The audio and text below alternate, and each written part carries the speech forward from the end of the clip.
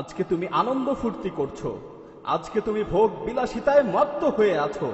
আগামীকাল হয়তো তুমি কবরের অধিবাসী হয়ে যাবে, আগামীকাল হয়তো তুমি মৃত্যুবরণ করবে। হে দুনিয়ার মানুষ, নিজের সুস্থতার ব্যাপারে অহংকার করো না।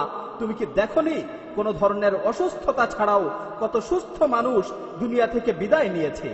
হে দুনিয়ার মোহে আচ্ছন্ন ব্যক্তি, আল্লাহর কসম করে বলছি, তুমি কবরে একাকী থাকবে, তোমাকে মাটি চাপা দিয়ে আসা হবে, তোমার এই সুঠাম দেহে কীট পতঙ্গ বাসা বাঁধবে। তোমার পূর্বে যারা দুনিয়া থেকে বিদায় নিয়েছে তাদের থেকে শিক্ষা গ্রহণ করো, তোমার পূর্বে যারা মৃত্যুবরণ করেছে তাদের থেকে শিক্ষা গ্রহণ করো।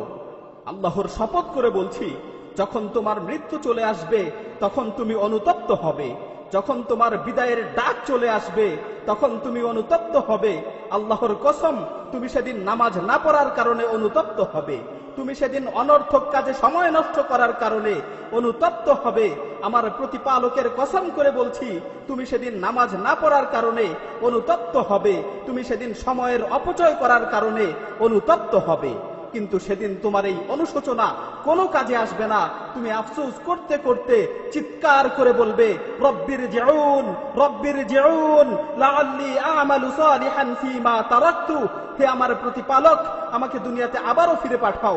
হে আমার প্রতিপালক, আমাকে দুনিয়াতে আবারও ফিরে পাঠাও। হে আমার প্রতিপালক, আমাকে দুনিয়াতে আবারও ফিরে পাঠাও, যাতে করে আমি দুনিয়াতে যে ভালো কাজগুলো করে আসতে পারি।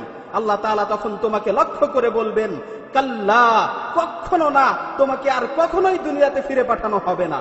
অন্য আয়াতে এসেছে, যখন মানুষ ভালো কাজ করার জন্য পুনরায় আবার দুনিয়াতে ফিরে আসতে চাইবে তখন আল্লাহ তাআলা বলবেন, আওয়ালাম নুআম্মিরকুম, আওয়ালাম নুআম্মিরকুম মা ইয়াতাযাক্কারু ফীহি মান তাযাক্কার ওয়া জাআকুমুন নাযীর ফাযুকু ফামা লিয-যালিমিনা মিন নাসীর। আমি কি তোমাদের দীর্ঘ জীবন দেইনি? আমি কি তোমাদের দীর্ঘ জীবন দেইনি?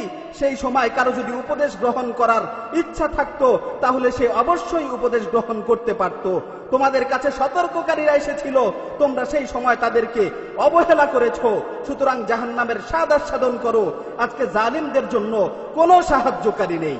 সুতরাং সময় থাকতে পাথেয় সংগ্রহ করো, জীবিত অবস্থায় তওবা করো, জানাজার খাটে শোয়ানোর পূর্বে নিজেকে শুধরানোর চেষ্টা করো। যদি পাথেয় সংগ্রহ না করেই তুমি আখিরাতের সফর শুরু করো তাহলে তুমি অনুতপ্ত হবে। জায়দান নুমাইদি রাহিমাহুল্লাহ তিনি বলেন, যদি মৃত্যুর নির্দিষ্ট কোনো সময় জানা থাকতো তাহলে আমি মৃত্যুর ব্যাপারে নিশ্চিন্ত থাকতে পারতাম যে অমুক সময় আমার মৃত্যু হবে। কিন্তু মৃত্যুর তো কোনো নির্দিষ্ট সময় আমার জানা নেই। আমি কিভাবে নিশ্চিন্ত থাকতে পারি যে আমার মৃত্যু কখন হবে?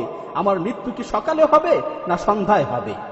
শেষ কথা হচ্ছে, তুমি তোমার বিবেকের কাছে প্রশ্ন করো, তুমি তোমার অন্তরকে জিজ্ঞাসা করো, তুমি কি এই অবস্থায় আল্লাহর সাথে সাক্ষাৎ করার জন্য প্রস্তুত? আজকে যদি তোমার মৃত্যু চলে আসে তাহলে তুমি কি মৃত্যুর সাথে সাক্ষাৎ করার জন্য প্রস্তুত? হে মৃত্যু সম্পর্কে উদাসীন ব্যক্তি, আগামীকাল তোমার মৃত্যুর ডাক চলে আসতে পারে। সুতরাং মৃত্যুর ব্যাপারে তোমার কি প্রস্তুতি রয়েছে? হে অনর্থক কাজে সময় নষ্টকারী, তুমি কখন জীবনের মূল্য বুঝবে? হ্যাঁ, তখনই তুমি জীবনের মূল্য বুঝবে যখন তোমার মৃত্যু চলে আসবে। হে দুনিয়ার মানুষ, আল্লাহকে ভয় করো। হে দুনিয়ার মানুষ, আল্লাহকে ভয় করো। যারা দুনিয়া ছেড়ে চলে গেছে তাদের থেকে শিক্ষা নাও। পরিশেষে আল্লাহ সুবহানাহু ওয়া তাআলার কাছে ফরিয়াদ করছি, হে আল্লাহ, আমাদেরকে আপনার দ্বীনের উপর চলার তৌফিক দান করুন, আমাদের মৃত্যুকে সহজ করুন, অন্ধকার কবরের ভয়াবহতা থেকে আমাদেরকে রক্ষা করুন, কিয়ামতের কঠিন মুহূর্তে আমাদের হিসাব নিকাশকে সহজ করুন।